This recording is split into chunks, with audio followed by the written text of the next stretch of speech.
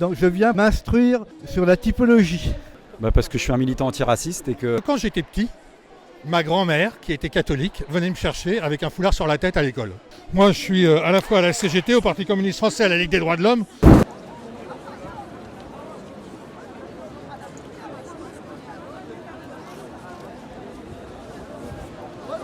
Pour protester contre l'islamophobie en France, qui devient vraiment insupportable. Ouais, des regards, des remarques, des insultes, des persécutions de toute forme en fait.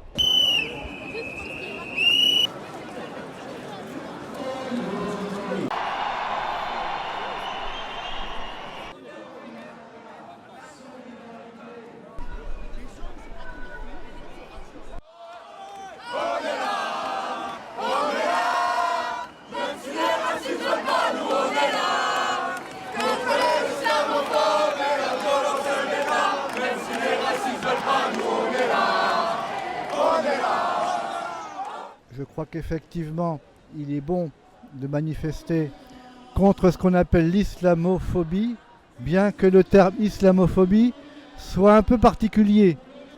Parce que si on dit des choses contre l'islam, est-ce qu'on est islamophobe ?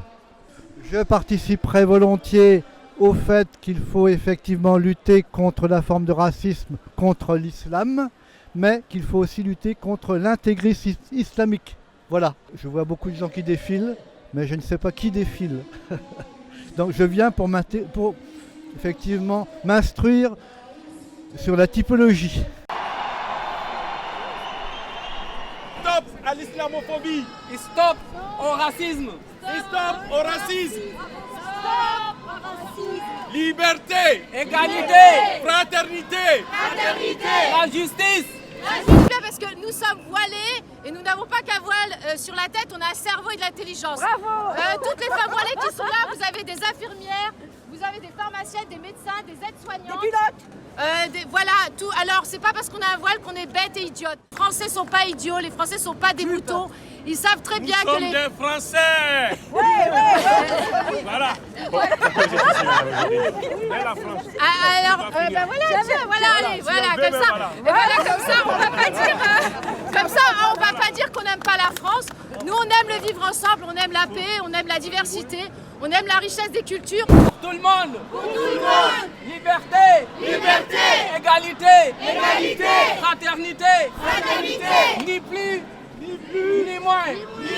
Pour tout le monde. Pour tout le monde. Sans frontières. Sans frontières. Je suis un militant antiraciste et que depuis des semaines et des semaines, il y a un degré de saturation de l'espace politique qui est devenu insupportable, où on entend des responsables politiques, des chroniqueurs aussi sur les plateaux télé souffler sur les braises du racisme, envoyer même des litres d'essence sur une société qui est déjà en feu, et du coup on a des passages à l'acte.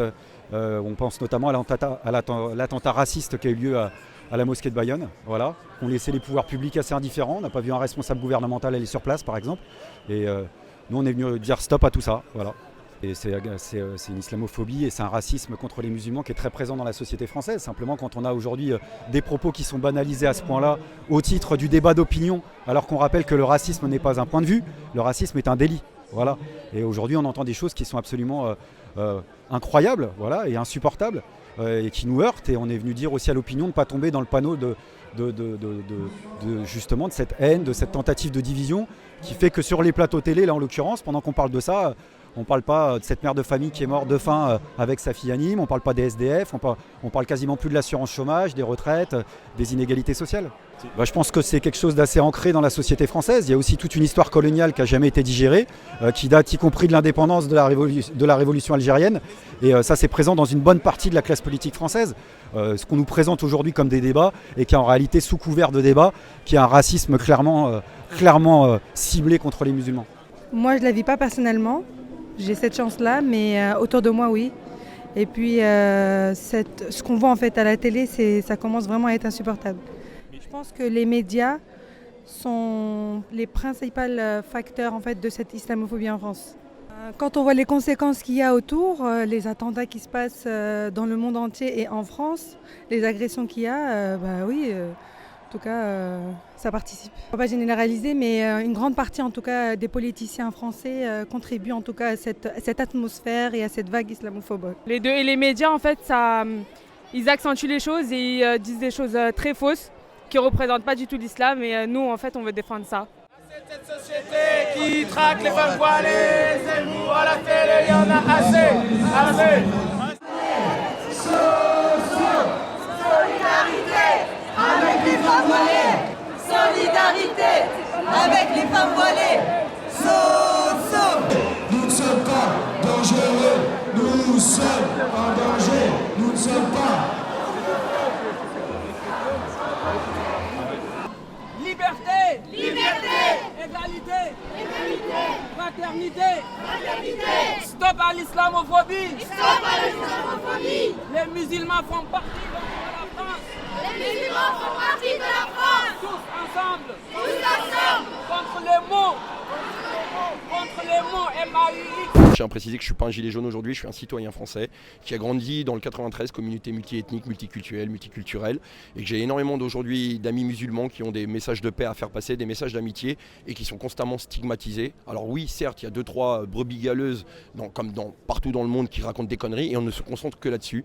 Donc aujourd'hui, voilà, peut-être ramener un message d'impartialité, tu vois, de rétablir la balance, qu'il y a des gens très bien, des messages très positifs qui vont rencontrer aujourd'hui dans la manifestation, et de ne pas se concentrer que sur des conneries. La critique peut être bonne, négative, positive, mais à un moment donné, il faut que la balance se fasse. On n'a entendu que des critiques négatives pendant toute la semaine. Où sont les messages positifs? Pour au moins faire une balance, pour que les gens puissent se faire une idée aussi d'eux-mêmes. Si tu balances que... C'est simple, un message positif, c'est 3 personnes que tu ramènes. Un message négatif, t'en perds 10. Ils ont fait que ça toute la semaine. D'accord? Alors voilà, aujourd'hui, transmettons un message de paix par rapport à tout ce qui s'est dit cette semaine. Moi, je suis à la fois à la CGT, au Parti communiste français, à la Ligue des droits de l'homme. Aujourd'hui, je suis là parce que ce qui se passe en termes d'islamophobie, qui devient de plus en plus une islamophobie d'État, ce qui est très inquiétant.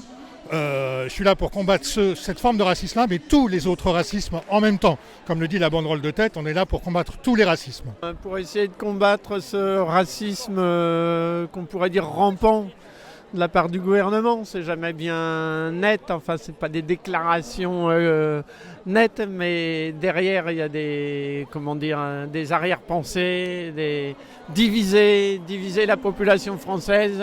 Et c'est pas être pour le voile ou contre le voile. Le truc c'est que les gens choisissent, c'est ça le truc. Moi ce que je pense du voile ça n'intéresse personne. Mais moi je veux que celles qui ont envie de le porter puissent le faire. C'est aussi simple que ça. Enfin voilà, c'est la liberté des gens.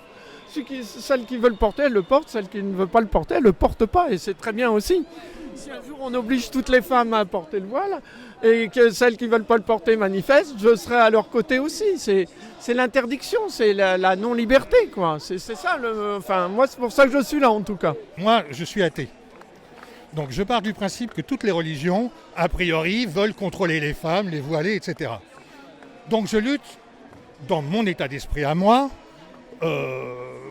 pour une comment on appelle ça, une sécularisation de l'ensemble de la société et de l'État. Maintenant, on ne libère pas les gens de leur chaîne contre leur gré. Quelqu'un qui a envie de s'habiller comme il veut, il s'habille comme il veut.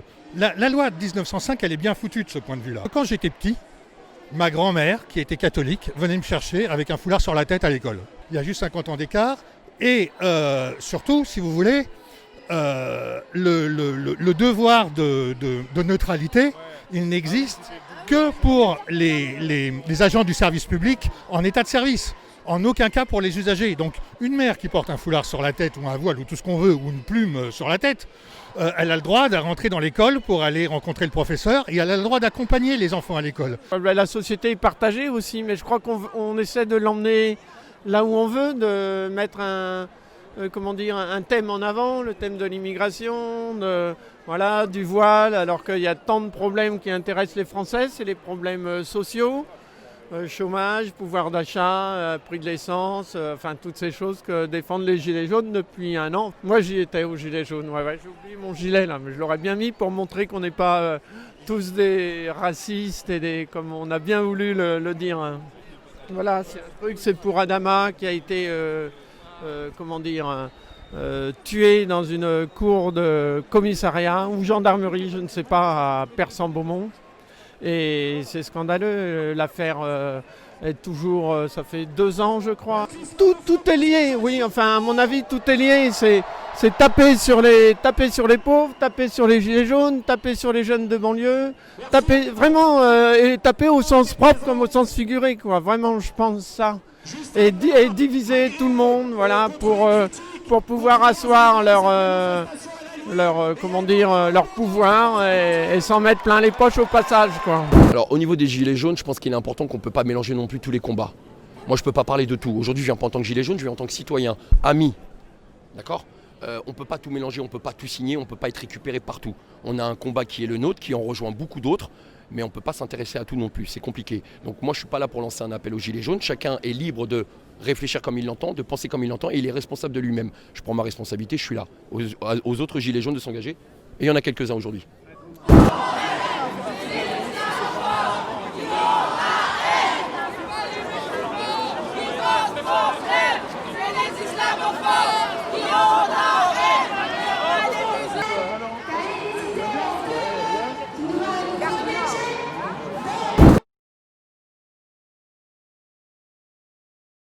Si vous êtes un média d'extrême droite, ça va créer un trouble à l'ordre public. Parce que là, on me dit qu'il y a un média d'extrême droite, il faut faire intervenir beaucoup les antifas et compagnie.